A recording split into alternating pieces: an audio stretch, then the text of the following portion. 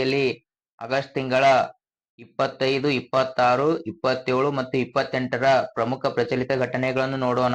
ಇತ್ತೀಚೆಗೆ ಯಾವ ದೇಶವು ತನ್ನ ಮೊದಲ ಮರುಬಳಕೆ ಮಾಡಬಹುದಾದ ಹೈಬ್ರಿಡ್ ರಾಕೆಟ್ ರುಮ್ಮಿ 1 ಪ್ರಾರಂಭಿಸಿತು? ಆಪ್ಷನ್ಸ್ ನೋಡಿ ಸ್ನೇಹಿತರೆ. A options Bharat, B options Nepal, C options Myanmar, D options Pakistan. ಸ್ಪರ್ಧಾ ಮಿತ್ರರು, ಇದಕ್ಕೆ ಸರಿಯಾದಂತಹ ಒಂದು ಆಪ್ಷನ್ಸ್ ಎ ಭಾರತ. ಸ್ವಲ್ಪ ಇದರ ಬಗ್ಗೆ ಕೀ ಪಾಯಿಂಟ್ಸ್ ಅನ್ನು ನೋಡೋಣ ಸ್ನೇಹಿತರೆ.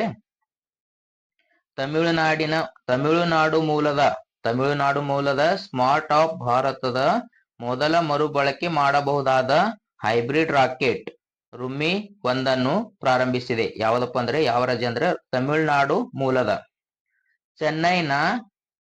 ಚೆನ್ನೈನ ತಿರುವಿಂದಂ ದೈನಲ್ಲಿರುವ ಮೊಬೈಲ್ ವೇದಿಕೆಯಿಂದ ಉಡಾವಣೆ ನಡೆದಿದೆ. ಜಾಗತಿಕ ತಾಪಮಾನ ಮತ್ತು ಹವಾಮಾನ ಬದಲಾವಣೆಯ ಕುರಿತು ಸಂಶೋಧನೆಯನ್ನು ಮುಂದುವರಿಸುವ ಒಂದು ಗುರಿಯನ್ನು ಈ ರಾಕೆಟ್ ಹೊಂದಿದೆ.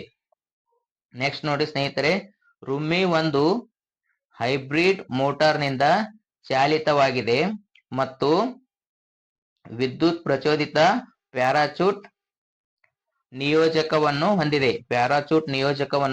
ಹೊಂದಿದೆ. ಇದು ಕಾಸ್ಮಿಕ್ ವಿಕಿರಣ, ಯುವಿ ವಿಕಿರಣ ಮತ್ತು ಗಾಳಿಯ ಗುಣಮಟ್ಟವನ್ನು ಮೇಲ್ವಿಚಾರಣೆ ಮಾಡಲು 3 ಕ್ಯೂಬ್ ಉಪಗ್ರಹಗಳನ್ನು ಸಾಗಿಸಿತು. ಪರಿಸರದ ಡೈನಾಮಿಕ್ಸ್ ಅನ್ನು ಚೆನ್ನಾಗಿ ಅರ್ಥ ಮಾಡಿಕೊಳ್ಳಲು ಅಕ್ಸೆಲೆರೋಮೀಟರ್ ವಾಚನಗೋಷ್ಠಿಗಳು, ಎತ್ತರ ಮತ್ತು ಓಝೋನ್ ಮಟ್ಟವನ್ನು ಅಧ್ಯಯನ ಮಾಡಲು ಇದು 50 ಪಿಕೋ ಉಪಗ್ರಹಗಳನ್ನು ನಿಯೋಜಿಸಿತು. ಯಾವ್ದಪ್ಪ ಅಂದ್ರೆ ರುಮ್ಮಿ 1. ನೆಕ್ಸ್ಟ್ ನೋಡಿ ಸ್ನೇಹಿತರೆ,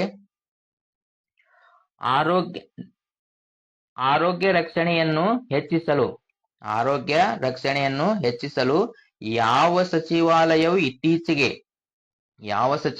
ಇತ್ತೀಚೆಗೆ ರಾಷ್ಟ್ರೀಯ ವೈದ್ಯಕೀಯ ನೋಂದಣಿ ಪೋರ್ಟಲ್ ಅನ್ನು ಪ್ರಾರಂಭಿಸಿದೆ? ಆಪ್ಷನ್ಸ್ ಎ ನೋಡಿ ಸ್ನೇಹಿತರೆ, ವಿಜ್ಞಾನ ಮತ್ತು ತಂತ್ರಜ್ಞಾನ ಸಚಿವಾಲಯ. ಆಪ್ಷನ್ಸ್ ಬಿ, ಕೃಷಿ ಸಚಿವಾಲಯ. ಆಪ್ಷನ್ ಸಿ, ಆರೋಗ್ಯ ಮತ್ತು ಕುಟುಂಬ ಕಲ್ಯಾಣ ಸಚಿವಾಲಯ. ಆಪ್ಷನ್ಸ್ ಡಿ, ಗ್ರಾಮೀಣ ಅಭಿವೃದ್ಧಿ ಸಚಿವಾಲಯ. ಸ್ಪರ್ಧಾ ಮಿತ್ರರು, ಇದಕ್ಕೆ ಸರಿಯಾದಂತಹ ಒಂದು ಆಪ್ಷನ್ ಸಿ, ಆರೋಗ್ಯ ಮತ್ತು ಕುಟುಂಬ ಕಲ್ಯಾಣ ಸಚಿವಾಲಯ. ಒಂದಿಷ್ಟು ಇದರ ಬಗ್ಗೆ ಮಾಹಿತಿಯನ್ನು ನೋಡೋಣ ಸ್ನೇಹಿತರೆ. ಭಾರತದಲ್ಲಿ ನೋಂದಣಿಗೆ ಅರ್ಹರಾಗಿರುವ ಎಲ್ಲಾ ಎಂಬಿಬಿಎಸ್ ವೈದ್ಯರ ನೋಂದಣಿಗಾಗಿ ಆರೋಗ್ಯ ಮತ್ತು ಕುಟುಂಬ ಕಲ್ಯಾಣ ಸಚಿವಾಲಯವು ನವದೆಹಲಿಯಲ್ಲಿ ರಾಷ್ಟ್ರೀಯ ವೈದ್ಯಕೀಯ ನೋಂದಣಿ ಪೋರ್ಟಲ್ ಅನ್ನು ಪ್ರಾರಂಭಿಸಿದೆ. ಎಲ್ಲಿ ಪ್ರಾರಂಭಿಸಿದೆಪ್ಪ ಅಂದ್ರೆ ನವದೆಹಲಿಯಲ್ಲಿ. ಈ ಪೋರ್ಟಲ್ ಎಲ್ಲಾ ನೋಂದಾಯಿತ ಅಲೋಪತಿ ವೈದ್ಯರಿಗೆ ಸಮಗ್ರ ಮತ್ತು ಕ್ರಿಯಾತ್ಮಕ ಡೇಟಾಬೇಸ್ ಆಗಿರುತ್ತದೆ. ಈ ಉಪಗ್ರಹವು ಭಾರತದ ಆರೋಗ್ಯ ಪರಿಸರ ವ್ಯವಸ್ಥೆಯನ್ನು ಡಿಜಿಟಲ್ ದೃಢವಾಗಿಸುವ ದೃಷ್ಟಿಯೊಂದಿಗೆ ಸಂಯೋಜಿಸುತ್ತದೆ. ನೆಕ್ಸ್ಟ್ ಪಾಯಿಂಟ್ ನೋಡಿ ಸ್ನೇಹಿತರೆ, national medical register digital health care ಪರಿಸರ ವ್ಯವಸ್ಥೆಯನ್ನು ಬಲಪಡಿಸಲು ಮತ್ತು ಗುಣಮಟ್ಟದ ಆರೋಗ್ಯ ರಕ್ಷಣೆಯನ್ನು ಖಚಿತಪಡಿಸಿಕೊಳ್ಳಲು ಗುರಿಯನ್ನು ಹೊಂದಿದೆ. ಅರೆ ವೈದ್ಯರು ಮತ್ತು ಇತರ ಆರೋಗ್ಯ ವೃತ್ತಿಪರರಿಗೆ ಇದೇ ರೀತಿಯ ರಿಜಿಸ್ಟರ್ ಅನ್ನು ಪ್ರಾರಂಭಿಸಲಾಗುವುದು. ನೆಕ್ಸ್ಟ್ ಪಾಯಿಂಟ್ಸ್ ನೋಡಿ ಸ್ನೇಹಿತರೆ, ರಾಷ್ಟ್ರೀಯ ವೈದ್ಯಕೀಯ ಆಯೋಗವು ಪರವಾನಗಿ ಪಡೆದ ವೈದ್ಯರ ಹೆಸರು, ವಿಳಾಸ ಮತ್ತು ಅರ್ಹತೆಗಳಂತಹ ವಿವರಗಳನ್ನು ಒಳಗೊಂಡಂತೆ ವಿದ್ಯುನ್ಮಾನವಾಗಿ ರಿಜಿಸ್ಟರ್ ಅನ್ನು ನಿರ್ವಹಿಸುತ್ತದೆ. ಯಾವುದಪ್ಪ ಅಂದ್ರೆ ರಾಷ್ಟ್ರೀಯ ವೈದ್ಯಕೀಯ ನೋಂದಣಿ ಪೋರ್ಟಲ್. ನೆಕ್ಸ್ಟ್ ನೋಡಿ ಸ್ನೇಹಿತರೆ, ಇತ್ತೀಚೆಗೆ ಭಾರತದಿಂದ ಮೊದಲ ಮಹಿಳಾ ರಾಷ್ಟ್ರೀಯ ರೇಸಿಂಗ್ ಮೊದಲ ಮಹಿಳಾ ರಾಷ್ಟ್ರೀಯ ರೇಸಿಂಗ್ ಚಾಂಪಿಯನ್ ಆದವರು ಯಾರಪ್ಪ ಅಂದ್ರೆ ಈ ಆಪ್ಷನ್ಸ್ ನೋಡ್ರಿ Bianca Kashyap, B options Diana Pundole, C options Aishwarya Pissay, D options Pippa Mann. ಸ್ಪರ್ಧಾ ಮಿತ್ರರೇ ಇದಕ್ಕೆ ಸರಿಯಾದಂತ ಒಂದು options B Diana Pundole. Next ನೋಡಿ ಸ್ನೇಹಿತರೆ, ಪುಣೆಯ ಶಿಕ್ಷಕಿ ಮತ್ತು ತಾಯಿ ಡಯಾನಾ ಕುಂಡೋಲ್ ಅವರು ಚೆನ್ನೈನಲ್ಲಿ ನಡೆದ MRF Indian national car racing championship 2024ರಲ್ಲಿ ಸಲೂನ್ ವಿಭಾಗದಲ್ಲಿ ರಾಷ್ಟ್ರೀಯ ಚಾಂಪಿಯನ್ಶಿಪ್ ಗೆದ್ದಿದ್ದಾರೆ. ಯಾವ ವಿಭಾಗದಲ್ಲಿ? ಸಲೂನ್ ವಿಭಾಗದಲ್ಲಿ ರಾಷ್ಟ್ರೀಯ ಚಾಂಪಿಯನ್ಶಿಪ್ ಗೆದ್ದಿದ್ದಾರೆ. ನೆಕ್ಸ್ಟ್ ನೋಡಿ ಸ್ನೇಹಿತರೆ, ಆಕೆಯ ಗೆಲುವು ಮಹತ್ವಾಕಾಂಕ್ಷಿ ಮಹಿಳಾ ರೇಸಿಂಗ್ ಗಳಿಗೆ ಸ್ಫೂರ್ತಿಯಾಗಿದೆ. ಈ ಯಶಸ್ಸು ಸಾಧಿಸಲು ಅವರು ಕುಟುಂಬ ಜೀವನ ಸೇರಿದಂತೆ ಹಲವಾರು ಸವಾಲುಗಳನ್ನು ಸಮತೋಲನಗೊಳಿಸಿದರು. ನೆಕ್ಸ್ಟ್ ನೋಡಿ ಸ್ನೇಹಿತರೆ, ಆಕೆಯ ಗೆಲುವು ಆಕೆಯ ನಿರ್ಣಯವನ್ನು ಎತ್ತಿ ತೋರಿಸುತ್ತದೆ ಮತ್ತು ಪುರುಷ ಪ್ರಾಬಲ್ಯದ ಮೋಟಾರ್ ಸ್ಪೋರ್ಟ್ ಉದ್ಯಮದಲ್ಲಿ ಅಡೆತಡೆಗಳನ್ನು ಮುರಿಯುತ್ತದೆ. ನೆಕ್ಸ್ಟ್ ಮುಂದಿನ ಪ್ರಶ್ನೆ ನೋಡ್ರಿ ಸ್ನೇಹಿತರೆ, ಇತ್ತೀಚೆಗೆ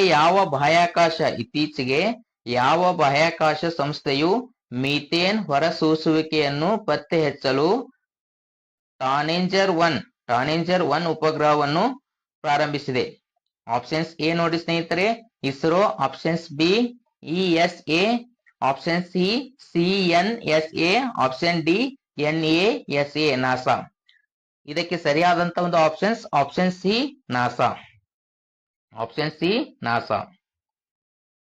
ಇದರ ಬಗ್ಗೆ ಒಂದಿಷ್ಟು ಮಾಹಿತಿಯನ್ನು ನೋಡೋಣ ಸ್ನೇಹಿತರೆ. ಮೀಥೇನ್ ಹೊರಸೂಸುವಿಕೆಯನ್ನು ಪತ್ತೆ ಹಚ್ಚಲು ನಾಸಾ ಟಾನೆಂಜರ್ 1 ಉಪಗ್ರಹವನ್ನು ಉಡಾವಣೆ ಮಾಡಿದೆ. ಕ್ಯಾಲಿಫೋರ್ನಿಯಾದ ವಾಂಡೆನಬರ್ಗ್ ಸ್ಪೇಸ್ ನಿಂದ ಸ್ಪೇಸ್ ಎಕ್ಸ್ ಫಾಲ್ಕನ್ 9 ರಾಕೆಟ್ ಬಳಸಿ ಉಪಗ್ರಹವನ್ನು ಉಡಾವಣೆ ಮಾಡಲಾಯಿತು. ನೆಕ್ಸ್ಟ್ ನೋಡಿ ಸ್ನೇಹಿತರೆ, ಇದನ್ನು ನಾಸಾದ ಜೆಟ್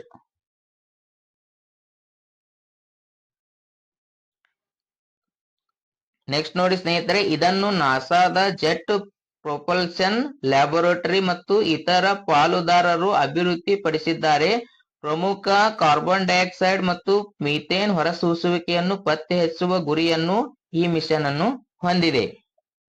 ನೆಕ್ಸ್ಟ್ ಪಾಯಿಂಟ್ ನೋಡಿ ಸ್ನೇಹಿತರೆ, ಇದು ಜಾಗತಿಕ ತಾಪಮಾನ ಏರಿಕೆಗೆ ಕಾರಣವಾಗುವ ಹಸಿರುಮನೆ ಅನಿಲಗಳ ಮೇಲ್ವಿಚಾರಣೆಗಳ ಮೇಲೆ ಕೇಂದ್ರೀಕರಿಸುತ್ತದೆ. ಟಾನೆಂಜರ್ 1 ಹೊರಸೂಸುವಿಕೆಯನ್ನು ಪತ್ತೆ ಹಚ್ಚಲು ಸುಧಾರಿತ ಸ್ಪೆಕ್ಟ್ರೋಮೀಟರ್ ತಂತ್ರಜ್ಞಾನವನ್ನು ಬಳಸುತ್ತದೆ. ಇದು ನಿರ್ದಿಷ್ಟ ಅನಿಲಗಳನ್ನು ಅವುಗಳ ಅತಿಗೆಂಪು ಸಹಿಯಿಂದ ಗುರುತಿಸಲು ಬೆಳಕಿನ ತರಂಗಾಂತರಗಳನ್ನು ಅಳೆಯುತ್ತದೆ. ಉಪಗ್ರಹವು ಪ್ರತಿದಿನ 130,000 ಚದರ ಕಿಲೋಮೀಟರ್ ಹೊರಸೂಸುವಿಕೆಯನ್ನು ಮೇಲ್ವಿಚಾರಣೆ ಮಾಡಬಹುದು. ಜಾಗತಿಕ ಕಡಿತದ ಪ್ರಯತ್ನಗಳಿಗೆ ಸಹಾಯ ಮಾಡಲು ಹೊರಸೂಸುವಿಕೆಯನ್ನು ಡೇಟಾ ಸಾರ್ವಜನಿಕವಾಗಿ ಲಭ್ಯವಿರುತ್ತದೆ. ನೆಕ್ಸ್ಟ್ ಮುಂದಿನ ಪ್ರಶ್ನೆ ನೋಡ್ರಿ ಸ್ನೇಹಿತರೆ, ಇತ್ತೀಚೆಗೆ ಕಾನು ಎಂಬ ದಕ್ಷಿಣ ಭಾರತೀಯ ಆದಿವಾಸಿ ಜ್ಞಾನ ಕೇಂದ್ರವನ್ನು ಯಾವ ರಾಜ್ಯದಲ್ಲಿ ಪ್ರಾರಂಭಿಸಲಾಗಿದೆ? Options A Kerala, options B Karnataka, option C Tamil Nadu, option D Telangana. ಇದಕ್ಕೆ ಸರಿಯಾದಂತ ಒಂದು ಆಪ್ಷನ್ಸ್ ಬಿ ಕರ್ನಾಟಕ. ನೆಕ್ಸ್ಟ್ ನೋಡ್ರಿ, ಕರ್ನಾಟಕದ ಬಿಹಾರ್ ಹಿಲ್ಸ್ ನಲ್ಲಿರುವ ಬುಡಕಟ್ಟು ಆರೋಗ್ಯ ಸಂಪನ್ಮೂಲ ಕೇಂದ್ರವು ದಕ್ಷಿಣ ಭಾರತದ ಆದಿವಾಸಿ ಜ್ಞಾನ ಕೇಂದ್ರವಾದ ಕಾನು ಅನ್ನು ಆಗಸ್ಟ್ 25ರಂದು ಪ್ರಾರಂಭಿಸಿತು. ಕಾನು ಎಂದರೆ ಕನ್ನಡ ಮತ್ತು ಸೋಲಿಂಗದಲ್ಲಿ ನಿತ್ಯ ಹರಿದ್ವರ್ಣದ ಕಾಡು. ನಿತ್ಯ ಹರಿದ್ವರ್ಣದ ಕಾಡು. ನೆಕ್ಸ್ಟ್ ನೋಡಿ ಸ್ನೇಹಿತರೆ, ದಕ್ಷಿಣ ಭಾರತದ ಆದಿವಾಸಿ ಸಮುದಾಯಗಳ ಹಿಂದಿನ ವರ್ತಮಾನ ಮತ್ತು ಸಂಸ್ಕೃತಿಗೆ ಮೀಸಲಾದ ಮೊದಲ ಧ್ಯಾನ ಕೇಂದ್ರವಾಗಲು ಕಾನು ಗುರಿ ಹೊಂದಿದೆ. ಇದು 3 ಶಾಖೆಗಳನ್ನು ಹೊಂದಿರುತ್ತದೆ: ಲೈಬ್ರರಿ, ಟಿಪ್ಪಣಿ ಮಾಡಿದ ಗ್ರಂಥಾಲಯ ಸೂಚಿ ಮತ್ತು ಸಹ ಲಿಖಿತ ಪುಸ್ತಕ. ಕಾನು ಗ್ರಂಥಾಲಯದ ಉದ್ಘಾಟನೆಯಾಗಲಿದ್ದು ಸೆಪ್ಟೆಂಬರ್ನಲ್ಲಿ ಗ್ರಂಥ ಸೂಚಿ ಆನ್ಲೈನ್ ನಲ್ಲಿ ಲಭ್ಯವಾಗಲಿದೆ. ಈ ಉಪಕ್ರಮವನ್ನು ಆದಿವಾಸಿ ನಾಯಕರು, ವಿದ್ವಾಂಸರು ಮತ್ತು ಈ ಸಮುದಾಯಗಳೊಂದಿಗೆ ದೀರ್ಘಕಾಲೀನ ಸಂಪರ್ಕ ಹೊಂದಿರುವ ಸಂಶೋಧಕರು ಪ್ರಾರಂಭಿಸಿದರು. ನೆಕ್ಸ್ಟ್ ನೋಡಿ ಸ್ನೇಹಿತರೆ, ಮುಂದಿನ ಪ್ರಶ್ನೆ, ಇತ್ತೀಚೆಗೆ ಯಾವ ರಾಜ್ಯ ಸರ್ಕಾರವು ಮುಖ್ಯಮಂತ್ರಿ ಸುಖ ಶಿಕ್ಷಾ ಯೋಜನೆಯನ್ನು ಪ್ರಾರಂಭಿಸಿದೆ? ಯಾವ ರಾಜ್ಯಪ್ಪ ಅಂದ್ರೆ option C Andhra Pradesh, option B Gujarat, option C Himachal Pradesh, option D Uttarakhand. ಇದಕ್ಕೆ ಸರಿಯಾದಂತಹ option C Himachal Pradesh. Next ನೋಡಿ ಸ್ನೇಹಿತರೆ, ದುರ್ಬಲ ಮಹಿಳೆಯರು ಮತ್ತು ಅಂಗವಿಕಲ ಮಕ್ಕಳ ಪೋಷಣೆಯನ್ನು ಬೆಂಬಲಿಸಲು ಹಿಮಾಚಲ ಪ್ರದೇಶ ಕ್ಯಾಬಿನೆಟ್ ಮುಖ್ಯಮಂತ್ರಿ ಸುಖ ಶಿಕ್ಷಾ ಯೋಜನೆಯನ್ನು ಅನುಮೋದಿಸಿದೆ. ಯಾವ ರಾಜ್ಯ ಅಂದ್ರೆ ಹಿಮಾಚಲ ಪ್ರದೇಶ. ಈ ಯೋಜನೆಯು ಮಕ್ಕಳ ಶಿಕ್ಷಣ ಮತ್ತು ಯೋಗಕ್ಷೇಮಕ್ಕೆ ಸಹಾಯ ಮಾಡುವ ಗುರಿಯನ್ನು ಹೊಂದಿದೆ. 2024-25ನೇ ಹಣಕಾಸು ವರ್ಷದಲ್ಲಿ ಈ ಯೋಜನೆಗೆ 53.21 ಕೋಟಿಗಳನ್ನು ನಿಗದಿಪಡಿಸಲಾಗಿದೆ. ನೆಕ್ಸ್ಟ್ ನೋಡಿ ಸ್ನೇಹಿತರೆ, ಅರ್ಹ ಫಲಾನುಭವಿಗಳಲ್ಲಿ ವಿಧವೆಯರ ಮಕ್ಕಳು, ನಿರ್ಗತಿ ಮಹಿಳೆಯರು, ವಿಚ್ಛೇದಿತ ಮಹಿಳೆಯರು ಮತ್ತು ವರ್ಷಕ್ಕೆ 1 ಲಕ್ಷಕ್ಕಿಂತ ಕಡಿಮೆ ಆದಾಯ ಹೊಂದಿರುವ ಅಂಗವಿಕಲ ಮಕ್ಕಳ ಪೋಷಕರು ಸೇರಿದ್ದಾರೆ. 18 ವರ್ಷದೊಳಗಿನ ಮಕ್ಕಳ ಅರ್ಹ ಪೋಷಕರು ಶೈಕ್ಷಣಿಕ, ಪೌಷ್ಟಿಕಾಂಶ ಮತ್ತು ಆರೋಗ್ಯ ವೆಚ್ಚಗಳಿಗಾಗಿ ತಿಂಗಳಿಗೆ 1,000 ರೂಪಾಯಿ ಉನ್ನತ ಶಿಕ್ಷಣ ಮತ್ತು ವೃತ್ತಿಪರ ಕೋರ್ಸ್ಗಳಿಗೆ ಬೆಂಬಲವನ್ನು ನೀಡಲಾಗುತ್ತದೆ. ನೆಕ್ಸ್ಟ್ ಮುಂದಿನ ಪ್ರಶ್ನೆ ನೋಡ್ರಿ ಸ್ನೇಹಿತರೆ, ಅಂಡರ್ 17 ವರ್ಲ್ಡ್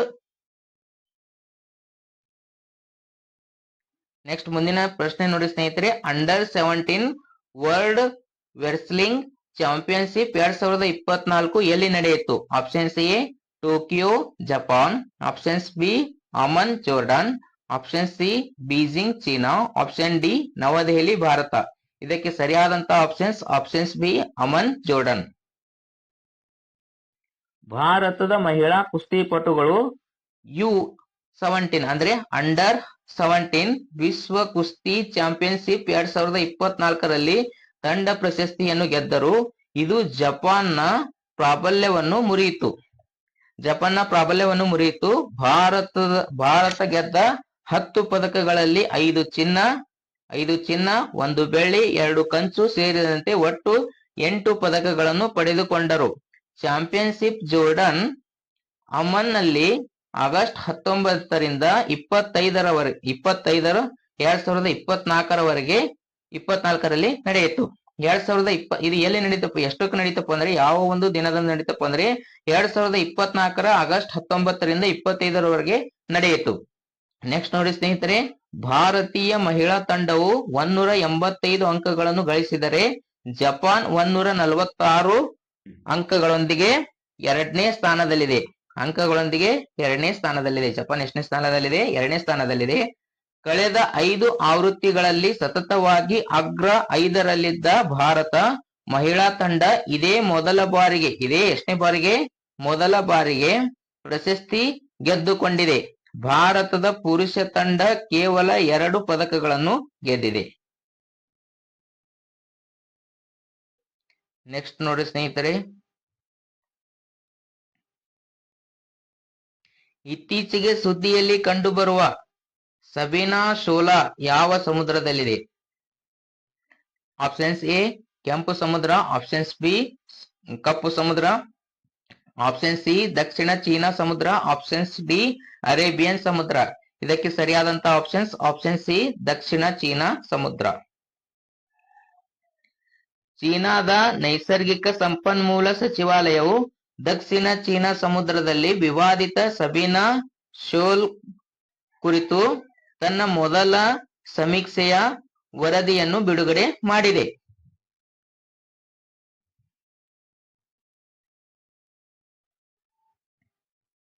ನೆಕ್ಸ್ಟ್ ನೋಡಿ ಸ್ನೇಹಿತರೆ, ಸಬಿನಾ ಶೋಲ್ ಶಿಯಾಬಿನ್ ರಿಪ್ ಎಂದು ಕರೆಯುತ್ತಾರೆ.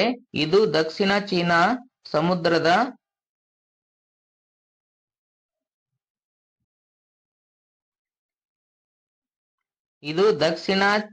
ಸಮುದ್ರದ ಸ್ಟಾಲಿಸ್ ದ್ವೀಪಗಳ ಪೂರ್ವ ಭಾಗದಲ್ಲಿರುವ ಸಾಗರ ಹವಳವಾಗಿದೆ. ನೆಕ್ಸ್ಟ್ ನೋಡಿ, ಇದು ಫಿಲಿಪೈನ್ಸ್ ಪ್ರಾಂತ್ಯದ ಪಲಾವಾನ್ ನಿಂದ 75 ನಾಟಿಕಲ್ ಮೈಲುಗಳಷ್ಟು ದೂರದಲ್ಲಿದೆ ಮತ್ತು UNCLOS ಅಡಿಯಲ್ಲಿ ಫಿಲಿಪೈನ್ಸ್ನ 200 ನಾಟಿಕಲ್ ಮೈಲಿ ವಿಶೇಷ ಆರ್ಥಿಕ ವಲಯ ವ್ಯಾಪ್ತಿಯಲ್ಲಿದೆ. ಚೀನಾವು ತನ್ನ ಭೂಪ್ರದೇಶ ಮತ್ತು ದಕ್ಷಿಣ ಚೀನಾ ಸಮುದ್ರದಲ್ಲಿ ಹೆಚ್ಚಿನ ಭಾಗವನ್ನು ತನ್ನ ಭೂಪ್ರದೇಶವೆಂದು ಹೇಳಿಕೊಳ್ಳುತ್ತದೆ ಮತ್ತು ಚೀನಾದಿಂದ 630 ನಾಟಿಕಲ್ ಮೈಲ್ಗಳಷ್ಟು ದೂರದಲ್ಲಿರುವ ಅಲ್ಲಿ ತನ್ನ ಅಸ್ತಿತ್ವವನ್ನು ಉಳಿಸಿಕೊಳ್ಳುತ್ತದೆ. ಸಬಿನಾ ಶೋಲಾ 23 ಕಿಲೋಮೀಟರ್ ಉದ್ದವಿದ್ದು ಕಿರಿದಾದ ವಿಭಾಗದಿಂದ ಸಂಪರ್ಕಿಸಲಾದ 2 ಪ್ರಮುಖ ಭಾಗಗಳಿಂದ ಕೂಡಿದೆ. ಕೇಂದ್ರ ಆವೃತ್ತ ಪ್ರದೇಶಗಳು ಹವಳದ ಉಂಗುರದಿಂದ ಆವೃತವಾಗಿದೆ. ಸ್ನೇಹಿತರೆ, ನಮ್ಮ ವಿಡಿಯೋ ನಿಮಗೆ ಇಷ್ಟವಾಗಿದ್ದರೆ ಲೈಕ್ ಮಾಡಿ, ಶೇರ್ ಮಾಡಿ, ಸಬ್ಸ್ಕ್ರೈಬ್ ಮಾಡಿ, ಪಕ್ಕದಲ್ಲಿರುವ ಬೆಲ್ ಐಕನ್ ಅನ್ನು ಕ್ಲಿಕ್ ಮಾಡಿ. ಎಲ್ಲರಿಗೂ ಧನ್ಯವಾದಗಳು.